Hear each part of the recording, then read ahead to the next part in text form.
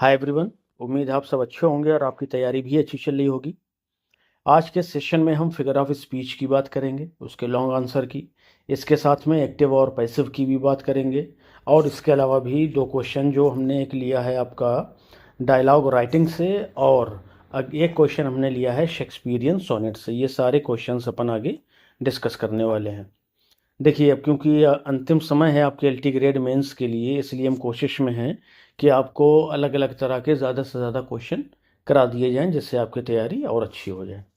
तो चलिए शुरू करते हैं आज का session. And the first question is explain the following figures of speech with suitable examples. Suitable examples दे करके ये जो आपके एसोनेंस दिया हुआ है, असेंडेटन दिया हुआ है, चियासमस दिया हुआ है, क्लाइमेक्स दिया हुआ है और कॉन्सोनेंस, ये 5 फिगर ऑफ स्पीच आपके सामने हैं। पिछले सेशन में आपको बताया गया था कि ये 4 हो सकते हैं, 6 हो सकते हैं। यानी अगर 4 रहेंगे दो दो नंबर के तो 8 यानी शॉर्ट में आ जाएगा, ठीक है। और अगर 6 रहेंगे तो 6 दूनी 12, तो ये लॉन्ग टाइप क्वेश्चन में आ जाएगा, ठीक है। तो उसके लिए भी तैयार रहना है अपने को। तो चलिए शुरू करते हैं इसका आंसर। एसोनेंस क्या है इसको समझिए पहले। Assonance is the repetition of vowel sounds in the nearby words. आसपास रखे हुए शब्दों में वोवेल साउंड के रेपिटेशन को एसोनेंस कहते हैं।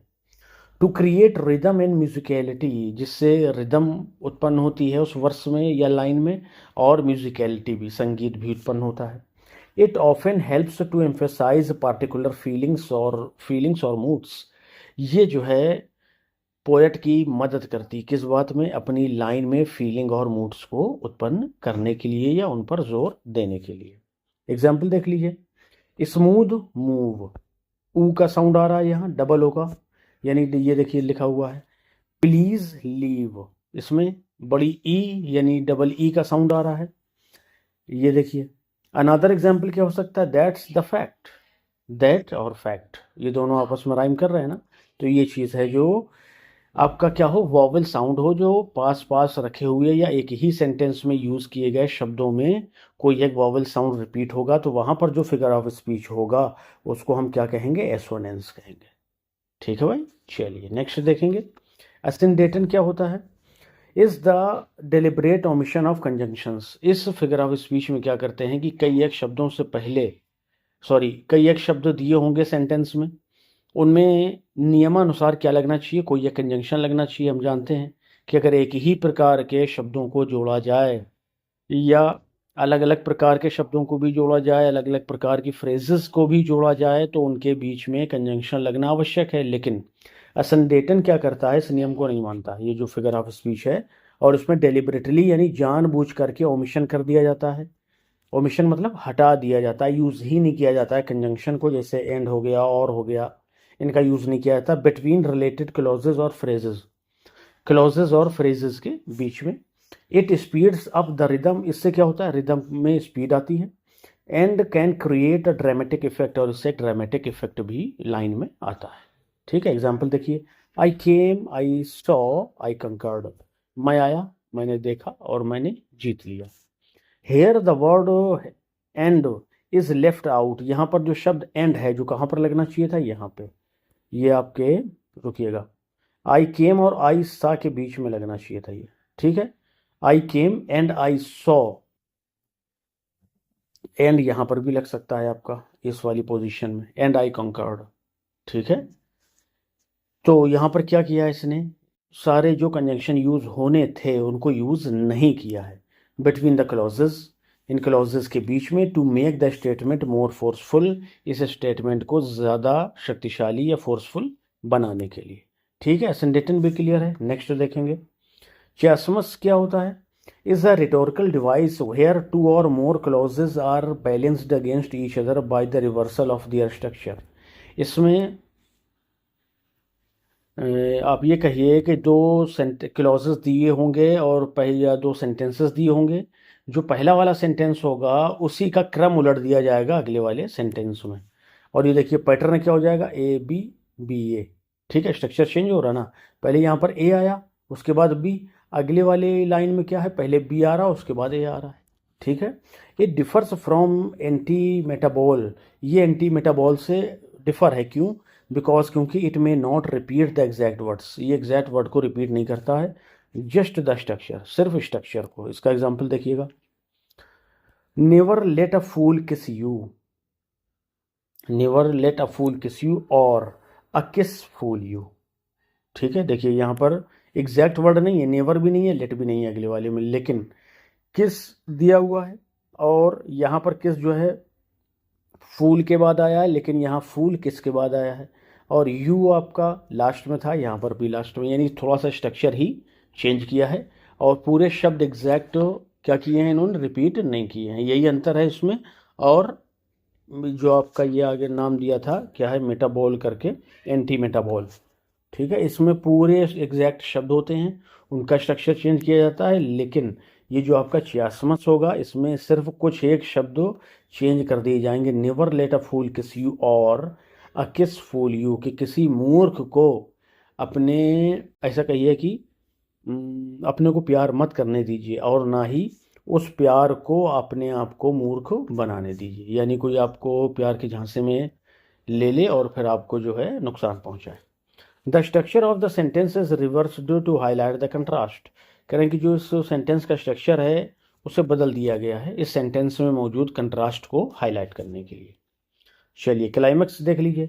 क्लाइमेक्स इज क्या है, the arrangement of words, phrases और clauses in an order of increasing importance और इंटेंसिटी। कल अपन ने बात करी थी एंटी क्लाइमेक्स की, जिसमें क्या अपन ने पढ़ा था कि जब कोई बात अपनी, या ऐसा कहिए कि जब किसी बात में बहुत महान बात कही जाए, उसी बात में कोई महान बात से शुरू किया जाए कोई डायलॉग, और वो जब खत्म हो आकर के तो किसी तुच्छ बात पर खत्म हो, वो एंटी क्लाइमेक्स हो गया। क्लाइमेक्स क्या है, छोटे से बड़े की तरफ, यानी तुच्छ बात से महान की तरफ चलेंगे। जैसे ठीक है, इसकी बात कर ली ना अपन ने। It builds up a strong और पावरफुल पॉइंट, इससे एक शक्तिशाली और पावरफुल एक ही बात है, पॉइंट जो है वो डिस्कस किया जाता है या हमारे सामने पेश किया जाता है। ही केम, वो आया, ही फॉट, वो लड़ा, ही कंकर्ड, और उसने जीत लिया। अब यहाँ पर देखिए, यहाँ पर आपका जो अभी अपन ने बात करी ना असेंडेटन की, वो भी हो सकता है, क्योंकि यहाँ पर इन्होंने क्या यूज़ नहीं किया है, कंजंक्शन का यूज़ नहीं किया है। ठीक है, the actions grow in significance creating a rising effect. जो एक्शन इसमें दिखाया जाता है ना, वो ग्रो इन सिग्निफिकेंस, वो अपनी महत्वता के साथ बढ़ता जाता है, क्रिएटिंग अ राइजिंग इफेक्ट, और इससे एक राइजिंग इफेक्ट भी उत्पन्न होता है। चलिए लास्ट में आ जाइए, कॉन्सोनेंस क्या कहता है। Consonance is the repetition of constant sounds. Assonance अपन ने बात करी थी, वो क्या था, वॉवल साउंड का रिपीटेशन, और जो कॉन्सोनेंट है वो क्या है, आपके कॉन्सोनेंट साउंड का रिपीटेशन। एक चीज़ ध्यान रखिए, अपन ने पिछले सेशन में इलिट्रेशन की बात करी थी। इलिट्रेशन में और इन दोनों में क्या अंतर है, इलिट्रेशन का जो साउंड है वो शब्द के शुरुआत में आएगा। ठीक है, जैसे she sells, sea shells on the sea shore, इस एग्जाम्पल की अपन ने बात करी थी, उसमें सब में एस एस आ रहा है, यानी सा का साउंड निकल रहा है और हर शब्द के पहले ही सा का साउंड है, तो ये क्या होगा, इलिट्रेशन होगा। लेकिन जब कॉन्सोनेंस की बात करेंगे या एसोनेंस की बात करेंगे, तो एसोनेंस और कॉन्सोनेंस दोनों में जो रिपीटेशन होगा वो शब्द के बीच में होगा। अब अगर वो वॉवल का रिपीटेशन होता है तो वो क्या हो जाएगा, एसोनेंस, और अगर वो कॉन्सोनेंट साउंड का रिपीटेशन होता है तो क्या हो जाएगा, कॉन्सोनेंस हो जाएगा। ठीक, कॉन्सोनेंस मतलब कॉन्स्टेंट। ठीक है, इससे आप ध्यान, कॉन्सोनेंट इसको आप ध्यान रख सकते हैं। Specially within at the end words to close each other, या तो देखिए ये शुरुआत में मिलेगा या फिर the end of the words, शब्दों के अंत में मिलेगा, शुरुआत में नहीं होगा। शुरुआत में होगा तो इलिट्रेशन है, और इलिट्रेशन में दोनों तरह के साउंड रहेंगे। ठीक है, एग्जाम्पल देखिए, the lumpy bumpy road, lumpy bumpy, अभी देखिए यहाँ पर एल से शुरू है, ये बी से शुरू है, लेकिन दोनों का साउंड किस लिए सेम है, क्योंकि यू एम और पी वाई ये यहाँ से लेकर के यहाँ तक सेम साउंड निकल रहा है, ये हमारा है। The repetition of the M P, M P का जो रेपिटेशन है एम पी साउंड का, links the words and gives rhythm, इन दोनों शब्दों को जोड़ता है और इससे एक रिदम उत्पन्न होती है। ठीक है, तो इन अंतर जो ध्यान रखना है वो आपको बता दिया गया कि अगर शब्द के शुरुआत में कोई लेटर रिपीट हो रहा है तो वो एलिट्रेशन होगा, अगर बीच में रिपीट हो रहा है और वो कॉन्सोनेंट साउंड है तो वो कॉन्सोनेंस होगा, और अगर वॉवल साउंड है तो वो एसोनेंस होगा। ठीक है भाई, चलिए उम्मीद है ये यहाँ तक क्लियर होगा सबको। आगे देखिएगा, डायलॉग राइटिंग क्या क्वेश्चन हमने लिया है जो आपके लिए इंपॉर्टेंट होगा। What is dialogue writing? Dialogue writing क्या है and why is it important in literature and communication, और ये लिटरेचर और कम्युनिकेशन में महत्वपूर्ण क्यों है? दोनों बात बतानी, चलिए बताएंगे। डायलॉग राइटिंग, ये आपका शॉर्ट आंसर रहेगा, यानी 125 वर्ड्स में। Dialogue writing is the skill of writing conversations. Dialogue writing जो है वो कन्वर्सेशन लिखने की एक कला है between two or more characters, दो या दो से ज़्यादा कैरेक्टर्स के बीच में जो वार्तालाप होने वाली है, वो जो बोलेंगे वो डायलॉग होगा, और बहुत सारे डायलॉग मिलके कन्वर्सेशन बना देंगे। It is usually written with quotation marks, इसे प्रायः कोटेशन मार्क में लिखा जाता है। And dialogue tags such as he said या शी रिप्लाइड, और इसमें डायलॉग टैग भी होते हैं, जैसे उसने कहा या उसने उत्तर दिया। Dialogue shows the characters speaking directly, dialogue ये दिखाते हैं कि जो कैरेक्टर्स हैं वो खुद बोल रहे हैं। It makes the story more realistic and lively, इससे वो कहानी जो भी हम पढ़ रहे हैं, जो जिसके डायलॉग हम पढ़ रहे हैं, उसको ये बात जो है क्या करती है, ज़्यादा असली और लिवली बना देती है। ठीक है। डायलॉग इज़ इम्पॉर्टेंट, डायलॉग बहुत महत्वपूर्ण है लिटरेचर। लिटरेचर में क्यों? क्योंकि इट रिवील्स कैरेक्टर, ये कैरेक्टर को रिवील करता है। क्योंकि जो कैरेक्टर जैसा डायलॉग बोलेगा उसको सुन करके हम आइडिया लगाएंगे कि ये अच्छी भावनाएं इसके अंदर है या बुरी भावनाएं इसके अंदर है। थ्रू स्पीच, स्पीच के द्वारा अ कैरेक्टर से पर्सनैलिटी, कैरेक्टर की पर्सनैलिटी यानी व्यक्तित्व, सोशल बैकग्राउंड, एजुकेशन और इमोशंस, सारा कुछ क्लियर हो जाता है, बिकम क्लियर। ठीक है, क्लियर हो जाता है। Dialogue also moves the plot forward, और डायलॉग जो है वो प्लॉट को भी आगे लेकर के जाते हैं। मेनी इवेंट्स, बहुत सारी घटनाएं, इन टर्निंग पॉइंट्स, और turning point happen through conversation, conversation के द्वारा ही होते हैं। ठीक है, जब डायलॉग बोला जाएगा तो उसी से क्या होगा, क्योंकि बैकग्राउंड में तो कुछ नहीं दिख रहा ना। मान लीजिए हम ड्रामा देख रहे हैं, जब तक कोई डायलॉग नहीं मारेगा आके, या मान लीजिए कोई कन्वर्सेशन हुई, उसमें कुछ लोगों में बहस हुई, उसके बाद उनमें से कोई एक कैरेक्टर आया, उसने एक सोलह बोली आ करके, तो उस सोलह से हो सकता है हमें ये पता चले कि अब आगे कोई बड़ा एक मेजर इंसिडेंट या टर्निंग पॉइंट आने वाला है ड्रामा में। ठीक है, तो ये बात इन्होंने यहाँ कहने की कोशिश की है। ये सारा कुछ डिपेंड है किस पे, डायलॉग पे। इन कम्युनिकेशन, अगर कम्युनिकेशन की बात करिए तो dialogue is important, dialogue important है बिकॉज क्योंकि it reflects the real life interaction, ये असली ज़िंदगी के इंटरेक्शन वार्तालाप को दिखाता है। It helps in expressing ideas clearly, और ये हमारी मदद करता है हमारे विचारों को स्पष्ट रूप से व्यक्त करने के लिए। रिजॉल्विंग कन्फ्लिक्ट्स, और संघर्षों को, लड़ाई को क्या करने के लिए, झगड़ों को ख़त्म करने के लिए, उन्हें रिजॉल्व करने के लिए। एंड शेयरिंग ओपिनियंस, और एक दूसरे के विचारों को, दृष्टिकोणों को शेयर बांटने के लिए। इन डेली लाइफ, और डेली लाइफ में डायलॉग इज़ एसेंशियल, डायलॉग बहुत ज़रूरी है। फॉर इंटरव्यूज़, इंटरव्यू के लिए। डिस्कशंस, आपस में डिस्कशन करने के लिए। एंड डिबेट्स, और डिबेट्स के लिए। अगर डायलॉग ही नहीं होगी तो किस बात की डिबेट, किस बात की कन्वर्सेशन, या किस बात का डिस्कशन। इन शॉर्ट, और अगर शॉर्ट में कहिए तो dialogue writing is vital for making literature engaging. जो डायलॉग राइटिंग है वो is vital for making literature engaging, literature को एंगेजिंग यानी आकर्षक, या एंगेजिंग को अपन व्यस्त तो नहीं कहेंगे, आकर्षक कह दीजिए, थोड़ा सा मैच करेगा। आकर्षक बनाने के लिए ये जो डायलॉग है ना, ये वाइटल भूमिका निभाते हैं, यानी ये किसी भी लिटरेचर राइटिंग को जीवन प्रदान करते हैं। वाइटल मतलब जीवनदायिनी। एंड फॉर इफेक्टिव कम्युनिकेशन, और एक इफेक्टिव प्रभावशाली कम्युनिकेशन वार्तालाप के लिए भी ये एक जीवनदायिनी है। कौन? डायलॉग हमारा। ठीक है भाई, उम्मीद है ये भी क्लियर रहा होगा कि डायलॉग क्या है, और डायलॉग राइटिंग क्या है, और इसका इम्पोर्टेंस क्या है लिटरेचर में और हमारी कम्युनिकेशन में। ठीक है, चलिए next question, question number 3, and it says change the voice as required the following. करेंगे फिर क्या करिए, वॉइस को चेंज करिए। हम देखेंगे क्वेश्चन में तो सारे जो हमारे सामने सेंटेंसेस हैं वो एक्टिव वॉइस में हैं, इनको हमें किस में बदलना रहेगा, पैसिव वॉइस में, जब हम इसका आंसर देंगे तो। 8 हैं, यानी ये भी शॉर्ट वाला है, तो ये 8 आपके आंसर यहाँ मौजूद हैं। पहले अपन इनको डिस्कस कर लेते हैं, पीडीएफ में आप इनको मैच कर लीजिएगा, अच्छे से देख लीजिएगा। The cashier counted the money, cashier ने मनी को गिना, तो किसने गिना? कैशियर ने, ये सब्जेक्ट हो गया आपका एस। गिना मतलब कोई कार्य हुआ तो ये वर्ब हो गई, और किसको गिना या क्या गिना, तो मनी को, तो ये ऑब्जेक्ट हो गया आपका। सबसे पहले अपन ने क्या डिस्कस किया था कि एक्टिव पैसिव में सबसे पहले काम होता है अगर जो सेंटेंस आपके सामने है वो कैसा है, असर्टिव है, तो सबसे पहला काम आप करिए, ऑब्जेक्ट को सब्जेक्ट बनाइए। तो ऑब्जेक्ट को अगर सब्जेक्ट बनाइएगा तो ये बनेगा द मनी। क्या बनेगा भाई? The money. अब यहाँ पर काउंटेड है, मेन वर्ब की सेकंड फॉर्म मानी है इसको, पास्ट इंडेफिनिट हो जाएगा। और क्योंकि मनी एक वचन है तो पास्ट इंडेफिनिट में वॉज एवर लगता है, तो एक वचन के साथ वॉज लग जाएगा। द मनी वॉज, काउंटेड का थर्ड फॉर्म भी काउंटेड ही होता है, तो द मनी वॉज काउंटेड। और ये देखिए पहला पॉइंट हो गया, ये दूसरा पॉइंट हो गया कि नए सब्जेक्ट के अकॉर्डिंग आपको हेल्पिंग वर्ब लगानी है। तीसरा पॉइंट क्या है, मेन वर्ब की हमेशा कौन सी फॉर्म लगानी है, थर्ड फॉर्म लगानी है, ये आपकी हेल्पिंग वर्ब हो जाएगी। और नए बनने वाले कर्ता से पहले बाई लगाना है, ये नॉर्मल केसेस में होता है, बाकी नियम और लगा उनको पढ़िएगा। बाई द कैशियर, यानी जो वहाँ पर आपको वर्ब मिलेगी ना एक्टिव वॉइस में, वो डिसाइड करेगी बाई लगेगा या कुछ और लगेगा। ठीक है, जैसे इंटरेस्ट के साथ में इन लगता है, वरी के साथ में अबाउट लगता है, सरप्राइज है, वेक्स है, एस्टोनिश है, इसके साथ में बाई के बजाय एट लगता है ना। तो ये भी नियम है, इनको पढ़ लीजिएगा।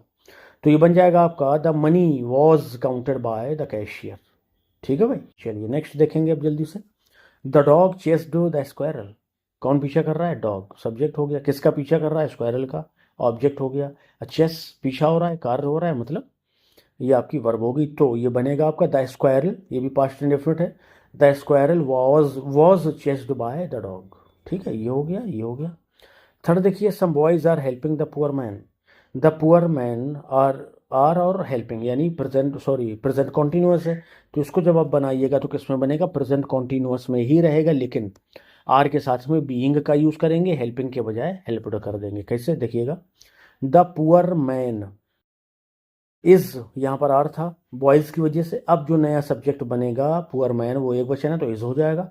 The poor man is being helped by some boys, या यहाँ पर सम दिया है, आप चाहें तो सम बॉयज ना लगाएं, सीधा बना दें the poor man is being helped. ठीक है, यहाँ तक भी सही है। चलिए ये भी हो गया। Next, he will complete his work in 2 hours. वो अपने काम को सिर्फ 2 घंटे में ख़त्म कर लेगा। तो ही सब्जेक्ट है, वो कर लेगा। विल क्या है? हेल्पिंग वर्ब है। कंप्लीट क्या है? मेन वर्ब है। हिज वर्क, इसी को कंप्लीट कर रहा है ना, तो जो कर्ता के द्वारा किया जाएगा वो उसका ऑब्जेक्ट हो जाएगा, तो ये ऑब्जेक्ट हो गया। इन 2 आवर्स, ये अदर वर्ड्स में चला जाएगा। तो आपको बनाना कहाँ से? हिज वर्क से। His work will be completed by him, he का ऑब्जेक्ट हिम हो जाएगा, इन 2 आवर्स। ठीक है, his work will be completed by him in 2 hours. चलिए ये भी हो गया। Why did your sister right such a book. ये अच्छा देखिएगा इसको, why did your sister right such a book, तुम्हारी सिस्टर ने इस तरह की किताब लिखी ही क्यों? तो यहाँ पर आंसर हमारा होगा वाई। ये देखिए डिड दिया, पास्ट इंडेफिनिट है, तो जब पास्ट इंडेफिनिट की पैसिव बनाती हैं, हम बात कर चुके हैं तो कि उसके लिए हेल्पिंग वर्ब वॉज या वर लगाते हैं। तो वाई, बुक क्या है? जिसको लिखा गया है, तो ये ऑब्जेक्ट हो जाएगा। वाई, अब sorry, why was a book, why है यानी प्रश्नवाचक शब्द है, तो उसके बाद हमेशा क्या आना चाहिए? आपका हेल्पिंग वर्ब आनी चाहिए, फिर उसके बाद में ऑब्जेक्ट आ जाएगा। Why was such a book, sorry a book नहीं, why was such a book written, write का third form written by your sister, तुम्हारी ऐसी किताब तुम्हारी सिस्टर के द्वारा क्यों लिखी गई, ये इसका मतलब हो जाएगा। ठीक है भाई, चलिए नेक्स्ट देखिए। The man cut down the tree, आदमी ने पेड़ काट दिया। तो द ट्री कट डाउन, काट दिया, पास्ट इंडेफिनिट है। जहाँ पर आपको लगे कि क्या ये प्रेजेंट इंडेफिनिट है, या ये लगे कि क्या ये पास्ट इंडेफिनिट है, तो वहाँ पर क्या करना है आपको? एक बार मेन वर्ब को चेक कर लेना है। ठीक है, अब ये मैन जो है एक वचन है, अगर ये प्रेजेंट इंडेफिनिट होता तो इसमें एस या ई एस लगा होता, लेकिन नहीं लगा है, तो पास्ट इंडेफिनिट हो जाएगा। तो इसको बनाइएगा द ट्री, जो ऑब्जेक्ट है उसको सब्जेक्ट बना लेंगे। द ट्री वॉज, ठीक है भाई, कट और डाउन लिख दीजिए, कट डाउन है ना, हाँ ठीक है, cut down by the man. ठीक, ये भी वैसे एक जनरल ही मानिए इसको, क्योंकि मनुष्य ही पेड़ काट रहा है आजकल, तो इसको आप ये भी बना सकते हैं the tree was cut down. ठीक है, पेड़ काट दिया गया, इंसान ही काटेगा। फिर देखेंगे next, the police arrested him, police ने उसे गिरफ्तार कर लिया, ये भी पास्ट इंडेफिनिट है। तो हिम को सब्जेक्ट बनाइए तो क्या हिम का हिम ही रहेगा? नहीं, अगर हिम दिया है और उसको हमें सब्जेक्ट बनाना है तो वो क्या हो जाता है? ही हो जाता है। अगर ही दिया है, इसको हमें ऑब्जेक्ट बनाना है तो वो हिम हो जाएगा। ठीक है, ये इंटरचेंज होता है, इसको आपको याद कर लेना है। तो he was arrested by the police. ठीक है भाई, ये हो गया आपका 7 नंबर। लास्ट वाला देखिए, Sita did not complete her work, Sita ने अपना काम कंप्लीट नहीं किया। डिड नॉट है, पास्ट इंडेफिनिट है, तो उसको बनाइए। सबसे पहले जो ऑब्जेक्ट है हर वर्क, जो काम उसके द्वारा किया गया, हर वर्क, डिड के बजाय वॉज लगाइए, नॉट लगा दीजिए, वाज नॉट, कंप्लीट का थर्ड फॉर्म लिख दीजिए भाई, कंप्लीटेड बाय, किसके द्वारा? सीता के द्वारा। ठीक है भाई, ये हो जाएगा आपका लास्ट। एक बार यहाँ से मैच कर लीजिएगा, सारे आंसर आपके यहाँ पर दिए हैं। ठीक है, ये देख लीजिए, सम बॉयज इन्होंने यूज़ किया है, आप भी यूज़ कर सकते हैं, नहीं करेंगे कोई दिक्कत नहीं, मदद की गई, क्लियर हो जाएगा। और ये जो बाय द मैन दिया है, ये भी आप चाहें तो लगाएं, चाहें तो ना लगाएं, क्योंकि पेड़ों का काटा जाना है आजकल एक नया नॉर्मल है। नया नॉर्मल आप समझते होंगे कि कोई ऐसी चीज़ जो कभी बड़ी ख़राब हम समझते थे, समय के साथ चलते चलते हम उसको अब नॉर्मल मानने लगे हैं। ठीक है, इसी को कहते हैं, ये आज का नया नॉर्मल है। चलिए, ये हो गया आपका question number 3rd, and the last one is question number 4, and it says what is the structure, क्या स्ट्रक्चर होता है, एंड राइम स्कीम क्या होती है of a Shakespearean sonnet, Shakespearean sonnet की, and how does it differ from Petrarchan sonnet, और ये Petrarchan sonnet से किस तरह से अलग है, ये क्वेश्चन हो सकता है। या एक और क्वेश्चन क्या हो सकता है, how does the use of the volta, किस तरह से वोल्टा का जो यूज़ है फंक्शन करता है in Shakespearean sonnet, and at which point does it usually occur, और ये किस पॉइंट पर आता है आपके शेक्सपियरियन सोनेट में, और ये अच्छा फंक्शन हो गया, और ये किस जगह पर आता है ये बता देना है। ठीक है, ये दो तरह से क्वेश्चन हो सकता है, आप पहले वाले को ध्यान में रखिए तो ये वाला ऑटोमेटिकली क्लियर हो जाएगा। क्योंकि जब आप बताएंगे ना what is structure and rhyme scheme, और स्ट्रक्चर तक ही आ जाइए, स्ट्रक्चर में ही वोल्टा को अपन डिस्कस कर लेंगे, क्योंकि ये 9th लाइन में आता है। तो 9th लाइन जैसे ही बात करेंगे अपन लाइंस की, तो स्ट्रक्चर की ही बात होगी। ठीक है भाई, चलिए आंसर देखते हैं। आ शेक्सपियरियन सोनेट, जो शेक्सपियरियन सोनेट होती है, फॉलो करती है fixed structure, fixed structure of 14 lines. ये बात तो सही नहीं है, तो इनकी 3-4 सोनेट ऐसी हैं जो एक 12 लाइन की है, एक 15 लाइन की है, एक कोई 11.5 लाइन की भी है ना, लेकिन आंसर लिखने के लिए अपन ऐसा कहते हैं। और रिटेन इन आइम्बिक पेंटामीटर, चलिए आप ये कमेंट में बताइएगा कि कौन सी वो 3 जो हैं सोनेट्स हैं इनकी। एक तो सोनेट इनकी 99 है, ये हिंट हो गया आपके लिए, बल्कि आंसर ही है, हिंट क्या है बाकी के दो और बताइएगा। अच्छा, तो ये आइम्बिक पेंटामीटर में लिखते हैं। इट्स राइम स्कीम, इनकी rhyme scheme A B C D E F G होती है, यानी 3 क्वार्टेन होते हैं और एक लास्ट में राइमिंग कपलेट होता है। डिवाइडिंग इनटू 3 क्वार्टेन्स, ये बात होगी 4 line stanza and a final rhyming couplet. ठीक है, this differs from Petrarchan sonnet, ये पेट्रार्कन सोनेट से डिफर है।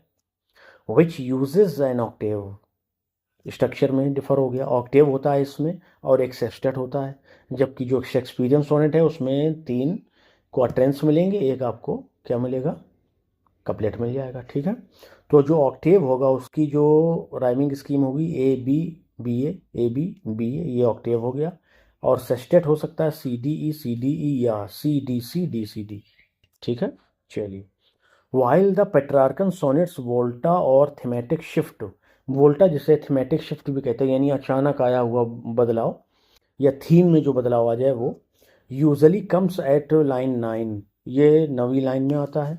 The Shakespearean sonnets structure allows for a gradual thematic development, जबकि जो शेक्सपियर की सोनेट है या सोनेट का जो स्ट्रक्चर है वो अलाउ करता है for a gradual thematic development, एक ऐसे डेवलप धीमे धीमे चलने वाले डेवलपमेंट को, जो कि इनके क्वार्टरेन दर क्वार्टरेन बढ़ता जाता है, यानी डायरेक्ट कोई डेवलपमेंट नहीं होता कि वोल्टा आया और थीम चेंज हो गई, है ना। ये पेट्रार्कन सोनेट की विशेषता है, और शायद हमने ये शेक्सपियरियन सोनेट में बोल दिया था तो उसके लिए sorry.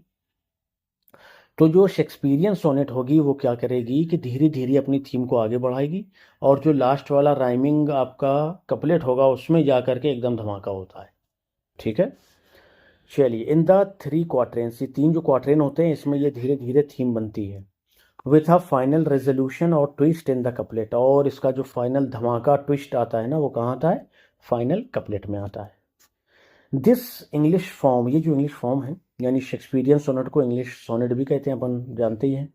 This English form developed by Thomas Wyatt, इसको टॉमस याट ने डेवलप किया था एंड हेनरी हॉवर्ड ने डेवलप किया था। वाज परफेक्टेड बाय, लेकिन इसे परफेक्ट करने वाले कौन है, विलियम शेक्सपियर। ये 2 नाम आपको ध्यान रखना है, विलियम याट और हेनरी हॉवर्ड, अर्ल ऑफ सरे भी कहते हैं इनको। तो ये दोनों हैं जिन्होंने सोनेट को इंग्लैंड में क्या किया था, इंट्रोड्यूस कराया था। ठीक है, उसके बाद शेक्सपियर ने फिर ये जो लेकर के आए थे सोनेट, उसको पूरा परफेक्ट बना दिया था। अब हम इनको ना मान करके कहते हैं कि जो शेक्सपियरियन सोनेट है वही असल में इंग्लिश सोनेट है।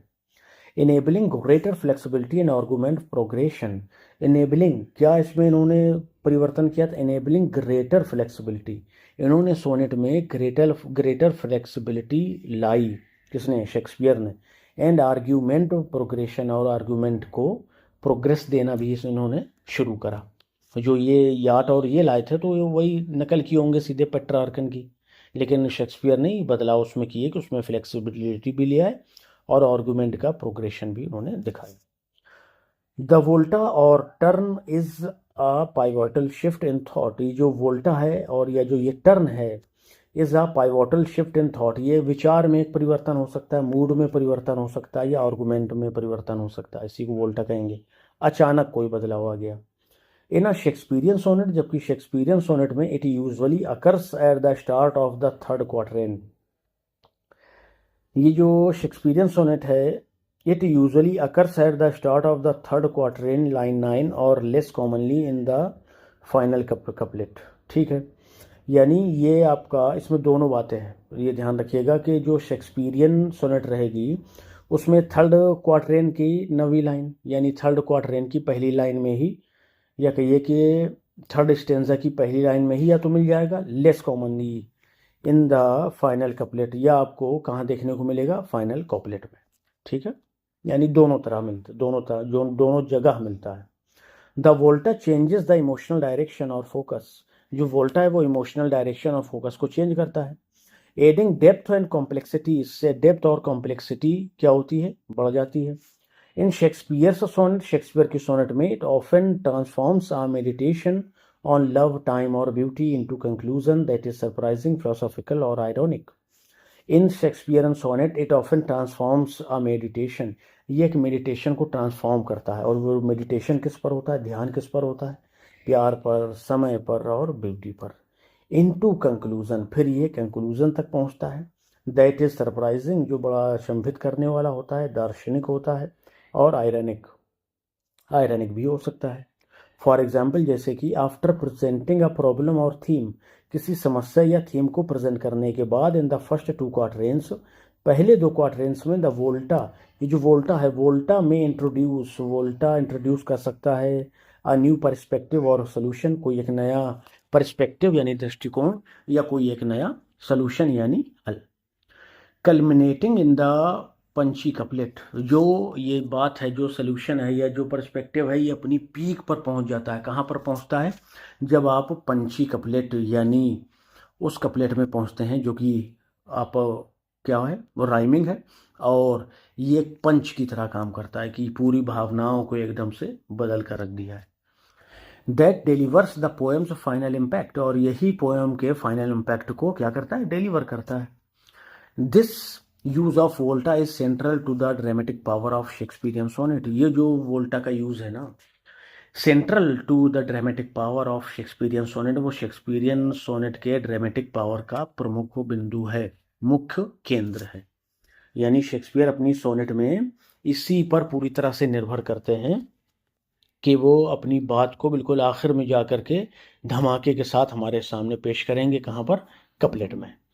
ठीक है, तो ये हमें ध्यान रखना है कि जो शेक्सपियरियन सोनेट है उसमें 3 क्वार्टरेन होते हैं और एक राइमिंग कपलेट होता है, जबकि जो पेट्रार्कन सोनेट है उसमें एक ऑक्टेव होता है और एक सेस्टेट होता है, और आप पेट्रार्कन सोनेट की बात करिए तो उसमें अक्सर जो वोल्टा मिलेगा वो नवीं लाइन में मिलेगा, लेकिन शेक्सपियरियन सोनेट में जो वोल्टा मिलेगा वो नवीं लाइन में भी हो सकता है और लास्ट के कपलेट में भी हो सकता है, जो कि धमाके के साथ हमारे सामने एक नई थीम, एक नया विचार, एक नया दृष्टिकोण पेश करता है। तो ये मेजर डिफरेंस है इसमें। इनकी आपको राइमिंग स्कीम ध्यान रखनी है, ये तो हम बहुत बार पढ़ चुके हैं, ये हमें याद ही होगी। इसको आप याद कर लीजिए, ऑक्टेव जो पेट्रार्कन सोनेट का ऑक्टेव होगा उसकी ए बी बी ए और ए बी बी ए, इस तरह से याद कर लीजिए ऑक्टेव। और सी डी ई या सी डी सी डी, ये सेस्टेट हो सकता है। ठीक है, चलिए उम्मीद है सेशन आपको पसंद आया होगा। 4 हमने अलग अलग तरह के क्वेश्चन आपके साथ डिस्कस किए हैं। अगर चैनल में पहली बार विजिट कर रहे हैं तो सब्सक्राइब ज़रूर करिए और बेल आइकन को प्रेस करिए भाई। बहुत कम लोग बेल आइकन प्रेस किए हैं। अच्छा, जो आपके लिए ज़रूरी बात है वो क्या है, ये हमारे लिए ज़रूरी थी, आपके लिए ज़रूरी ये है कि अगर आपको इसकी PDF चाहिए तो आप टेलीग्राम चैनल ज्वाइन कर लीजिए। जो भी वीडियोज़ LT ग्रेड के अब तक हमने 90 से लेकर 100 यानी कुल मिलाकर के 40-50 प्लेलिस्ट हम अभी तक LT ग्रेड की बना चुके हैं। सब की PDF जो है आपको टेलीग्राम चैनल पर मिल जाएगी। ठीक है, तो बिना देरी किए ज्वाइन कर लीजिए और अपनी तैयारी को और बूस्ट कर लीजिए। ठीक है, चलिए मिलते हैं नेक्स्ट सेशन में। Till then bye bye, thank you.